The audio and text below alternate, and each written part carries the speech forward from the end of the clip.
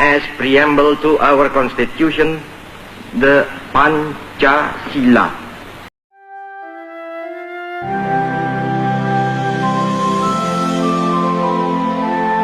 Hai teman-teman, hari ini aku mau cerita tentang sejarah Pancasila sebagai dasar negara kita. Yuk kita dengarkan bersama. Mari kita kembali ke tahun 1945 saat Indonesia masih dalam masa penjajahan Jepang sebelum Indonesia merdeka. Waktu itu pemerintah Jepang membentuk sebuah badan yang namanya BPUPKI. Tugas BPUPKI ini adalah mempersiapkan dasar negara untuk Indonesia yang akan merdeka.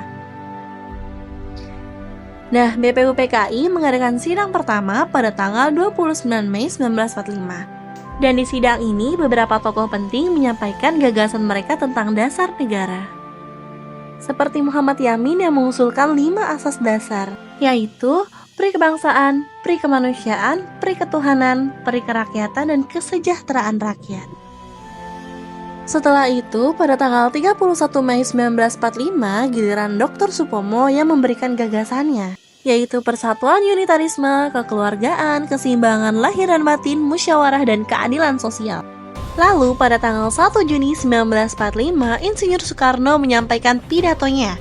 Inilah saat yang paling penting, teman-teman, karena di sini istilah Pancasila pertama kali disebut.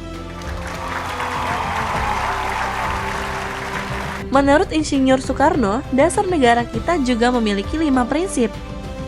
Kebangsaan Indonesia, internasionalisme atau perikemanusiaan, mufakat atau demokrasi, kesejahteraan sosial, dan ketuhanan yang berkebudayaan. Setelah sidang selesai, gagasan-gagasan itu dibahas lebih lanjut lagi oleh para tokoh. Akhirnya, rumusan Pancasila disepakati dan dimasukkan ke dalam pembukaan Undang-Undang Dasar 1945. Itulah bagaimana Pancasila menjadi dasar negara kita hingga saat ini.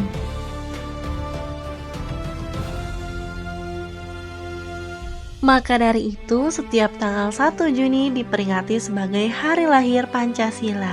Pancasila adalah pedoman untuk kehidupan kita sebagai bangsa Indonesia.